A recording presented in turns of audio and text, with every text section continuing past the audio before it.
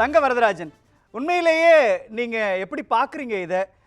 உதயநிதி ஸ்டாலின் துணை முதலமைச்சராக கூடிய விவகாரத்தை மிகைப்படுத்தி ஊடகங்கள் பேச தொடங்கி இருக்குதா? ரொம்ப ஹைப் கிரியேட் பண்றாங்களா? வணக்கம் திரு ரீகன். உங்க கேள்விக்கு முன்னாடி ஒரு சில செந்தில் என்னுடைய பதில சொல்லணும். செந்தில் என்ன சொன்னாரு, இன்னைக்கு மரியாதைக்குரிய பிரபல இயக்குனர், அவருக்கு ஒரு கருத்தையாளர் தான், ஒரு இயக்குனர். அவரு சமுதாயத்துல பல விஷயங்களை சொல்றாரு. அவர் கருத்து சொல்ல உரிமை உண்டு. இல்ல அதுல என்னன்னா வரதராஜன் என்ன கருத்து சொன்னாங்க? ஒரு நிமிஷம். மத கலவரத்தை உருவாக்குறது கருத்து. பாஜக வலதுசாரிகள் வாய்க்கு வந்ததெல்லாம் தகவல்னு சொல்லிட்டு போறீங்க இல்லையா? ஆதாரம் வேணா, ஆதாரம் இல்லாத பேச்செல்லாம் நம்ம முன்வைக்கலாமா? விஷயத்துல இது என்ன கருத்து? திரு ரீகன் நீங்க நெறியாளர்கிட்ட கேள்வி கேட்கலாம். பேசுங்க. மத்தவங்க குறிப்பிட்டா வரதராஜன் தொடர்ந்து பேசுங்க. நிகழ்ச்சி இல்ல இப்போ அவங்க பேச இல்ல எழக்கூடிய கேள்வி கருத்தியல் ரீதியிலான ஒரு வார திமுக எதிர்கொள்ள தயாரா இருக்குது. ஆனால் வாய்க்கு வந்ததெல்லாம் சொல்லக்கூடியத எப்படி அவங்க எதிர்கொள்வாங்கன்றது இருக்கு இல்லையா?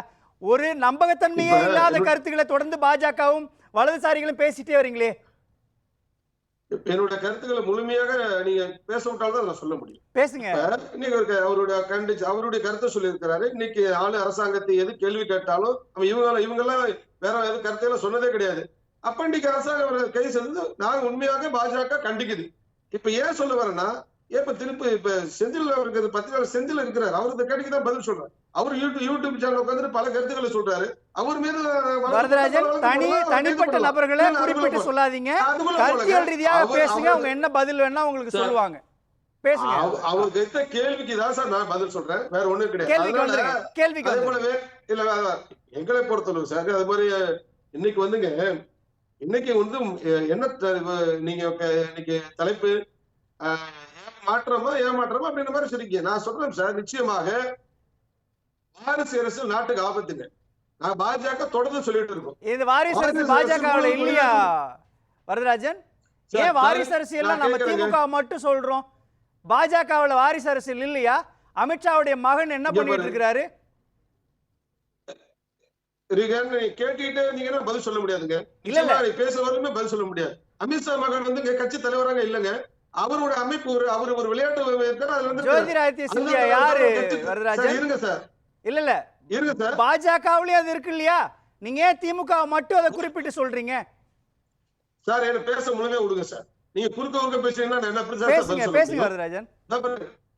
பாருங்க, ரெண்டு கட்சி தாங்க தேசிய அளவுல பாத்தீங்கன்னா. ஒரு கட்சி காங்கிரஸ், நீங்க நேரு காலத்துல நேரா இருக்கலாம், அப்புறம் இந்திரா காந்தியா இருக்கலாம், அப்புறம் பார்த்து ராஜீவ் காந்தியா இருக்கலாம், சோனியா காந்தியா, ராகுல் காந்தி, பிரியா காந்தி. அதே போல பாத்தீங்கன்னா அடுத்தது பாத்தீங்கன்னா வாரிசு அரசியல் முழுமையா வந்து பாத்தீங்கன்னு சொன்னா அடுத்து இங்க தமிழ்நாட்டுல திமுக பல மாநிலத்துல அது மாதிரி இருக்கு. நான் இல்லைன்னு மறுக்கல. கருணாநிதி அவர்கள், திரு கருணாநிதி, அதன் பிறகு ஸ்டாலின் அவர்கள், இப்ப இன்னைக்கு வந்து உதயநிதி. நாளைக்கு யார் தலைவர்னு திமுக தொண்டருக்கே தெரியும். நாளைக்கு உதயநிதி தெரியும். ஒன்னும் பெரிய வியப்பல்ல. ஆக நாங்க என்ன சொல்றோம், இதனால வந்து ஒண்ணும் பெருசான ஒண்ணும் இது கிடையாதுங்க. உண்மையாக யாருக்கு ஏமாற்றம் இருக்குன்னு சொன்னா, உண்மையாக கடினம் உழைக்கக்கூடிய தொண்டர் இருக்கா பாத்தீங்களா, காலமுள்ள உழைக்கலாம். ஆனா காலமுள்ள உழைத்தாலும் கூட நம்ம அந்த இடத்துக்கு தலைவருக்கு, கட்சியினுடைய தலைவருக்காகவோ ஒரு அமைச்சராகவோ வர முடியாது என்று நினைப்பாலும் நிச்சயம் ஏமாற்றம் இருக்குங்க. ஏன் இன்னமும் பாஜகவினுடைய மாநில தலைவரை தேர்ந்தெடுக்கவே இல்லை வரதராஜன்? என்ன மாநிலத்துல எங்கள் மாநில தலைவர் தேசிய தலைவரை தேர்ந்தெடுக்கல? ஏன் தேசிய தலைவரை தேர்ந்தெடுக்கல வரதராஜன்? பாஜகவுல உழைத்தவங்களுக்கு அங்கீகாரம் கிடைச்சிருதா? அண்ணாமலை எங்க இருந்து வந்தாரு வரதராஜன்? அண்ணாமலை பாஜகவுல எத்தனை நாள் உழைத்தாரு? அவருக்கு எப்படி நீங்க மாநில பொறுப்பு கொடுத்தீங்க? இங்க பாருங்க, அவங்க அப்பா ஒரு விவசாயத்து குடும்பத்தை சார்ந்தவர். நீ கேட்டுங்க, பாஜக வந்துங்க பாஜக பத்தி வாரிசு பத்தி பேசுறப்ப மனசாட்சியோட பேச இல்ல. நீங்க எதிர்த்தரப்புல வைக்கக்கூடிய வாதம் இல்ல புரிஞ்சுக்க முடியுது. எதிர்த்தரப்புல உழைக்கக்கூடிய வரதராஜன், பாஜகவுல உழைக்கக்கூடியவங்களுக்கு உரிய அங்கீகாரம் கொடுக்கப்படுது அப்படிதானே சொல்ல வரீங்க? திமுகவுல அது இல்ல அப்படிதானே உங்களுடைய வாதம்?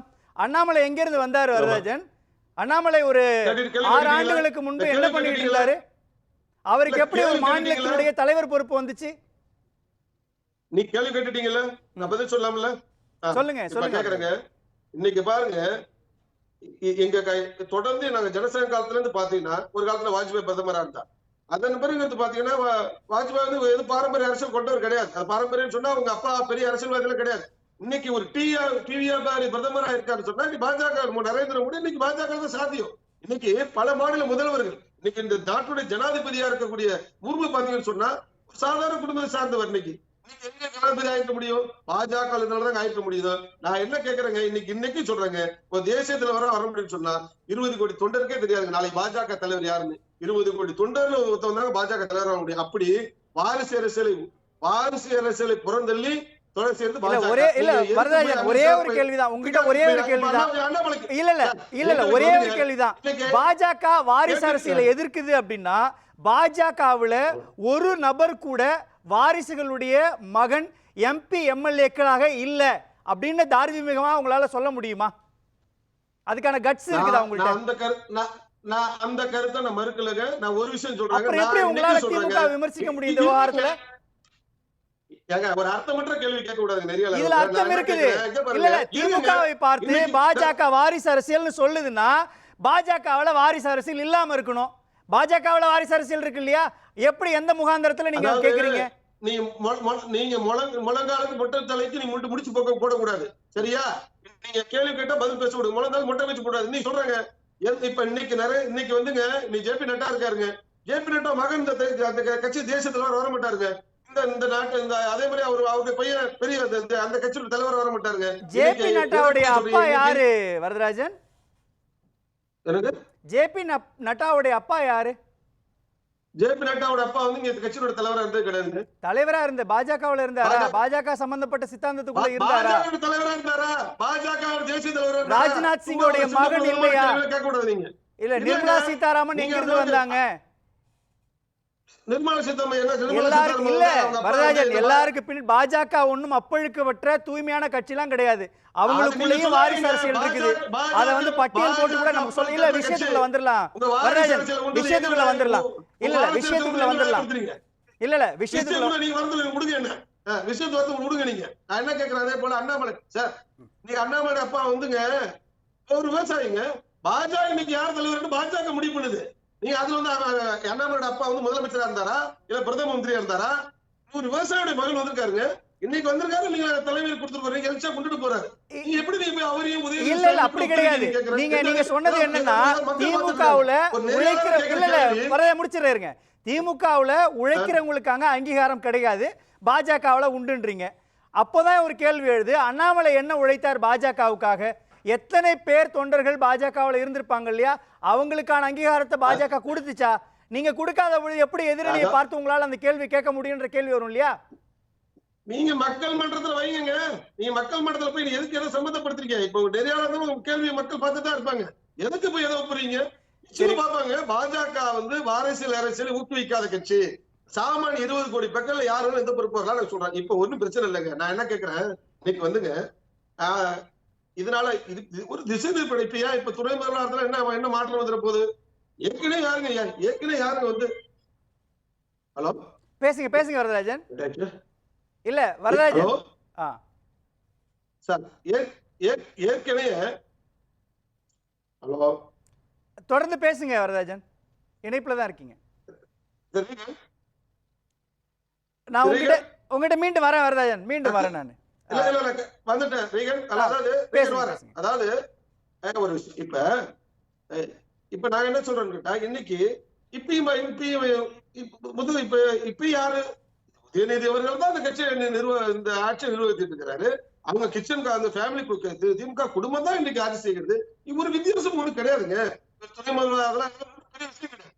எப்படி இருந்தாலுங்க ஆளு அரசாங்கம் இன்று இந்த மக்கள் விரோத ஆட்சி, சட்ட ஒழுங்கு பிரச்சனையா இருக்கலாம், இன்னைக்கு கள்ளச்சாராய பலியா இருக்கலாம், இன்னைக்கு வந்து பாத்தீங்கன்னு சொன்னா இன்னைக்கு வந்து மக்களை ஏமாற்ற அரசோ எல்லா விதமான வரி சுமைகளை கொடுத்துட்டு இருக்க தவிர ஒரு மாற்றம் வரப்போறது கிடையாது. இல்ல எல்லாத்துக்கும் காரணம் ஜிஎஸ்டில இருந்து எல்லாத்துக்கும் காரணம் பாஜக தானே. அந்த பக்கத்தை ஏன் நம்ம மறந்துடுறோம் வரதராஜன்? ஜிஎஸ்டில இருந்து என்ன ஜிஎஸ்டி நீட் தேர்வுல இருந்து எல்லாத்துலயும் பாஜகவுடைய இன்ஃப்ளூயன்ஸ் தானே இருக்குது. நம்ம அந்த பக்கத்தை மறந்து வச்சுட்டு திமுக மேல மட்டும் விமர்சிக்கிறது சரியான பார்வையா? என்ன நீங்க நீதிபதி மேல தீர்ப்பு சொல்றீங்க? நான் என்ன கேக்குறேன் சார், ஜிஎஸ்டி என்னது? இதுக்கு முன்னாடி 32 வகையான வரி இருந்துச்சு. 32 வகையான வரி இருந்தது, ஒரே வரியா கொண்டு வந்திருக்கு அரசாங்கம். ஜிஎஸ்டி வந்த பிறகு ஒரு வரி உயர்ந்திருக்குன்னு சொல்லுங்க. ஒரு நினைவூட்டல் ஒரு நினைவூட்டல். கோயம்புத்தூர்ல ஒரு தொழிலதிபரை மன்னிப்பு கேட்க வைக்கக்கூடிய அளவுக்கு நம்ம நடந்துகிட்டோமே, அப்ப புரிய வச்சிருக்கலாம்ல அவருக்கு ஜிஎஸ்டி நல்ல திட்டம்னு. உங்க குற்றம் சார், உங்க குற்றச்சாட்டு சார் அது. நாங்க வந்து யாரையும் மன்னிப்பு கேட்க வேண்டியது இல்ல. அவர் வந்தாரு, அவரே வந்து அதை வந்து கேட்டு போயிருக்காரு தவிர நாங்க வந்து யாரும் நிர்பந்தப்பட வேண்டிய அவசியங்கள் கிடையாது, எங்களுக்கு கிடையாது. நாங்க ஜனநாயகத்தை மதிக்கிறோம். அது எங்கள் மீது கட்டமைக்கப்பட்ட ஒரு பொய், அவ்வளவுதான். நான் அதை தெளிவா சொல்லியாச்சு. எங்க தலைவரை பத்தி விளக்கம் கொடுத்துருக்காங்க. தொடர்ந்து பேசலாம். ஒரே ஒரு நிமிடம் உங்க அனுமதியோட நான் வரேன். உங்க அனுமதியோட தராஷிஷாம் குறுக்கிட்டு இருக்கிறார் ரொம்ப நேரமா. இல்ல ஒரே ஒரு நிமிடம். 10 ரூபாய் நீங்க ஜிஎஸ்டில வருவாய் இருந்தா அதுல வந்துங்க 7,000 வந்து பாத்தீங்கன்னா இந்த மாநில அரசாங்கம் தாங்க வருது. வரதராஜன் ஒரே ஒரு கேள்விதான் வரதராஜன். தமிழ்நாட்டினுடைய சட்ட ஒழுங்கு பிரச்சனை திமுக ஆட்சி வந்ததுக்கு பிறகு மட்டும்தான் நடக்குதா? கள்ளக்குறிச்சி மாதிரியான சம்பவங்கள் திமுக ஆட்சியில மட்டும்தான் நடந்துச்சா? யாரும் மறுக்க முடியாதுங்க. இல்ல வரதராஜன் ஒரே நிமிஷம் நாங்க கொண்டு வந்தாலும் கூட அதனால் நீங்க வந்து வருவாய் வந்து முன்னாடியே ஜிஎஸ்டி வந்த மரணத்துக்கு முன்னாடி எப்படி இருந்துச்சு, இப்ப மாநில வருவாய் எவ்வளவு இருக்கு பாருங்க, நான் சொல்றேன். மீண்டும் வரேன் நான்.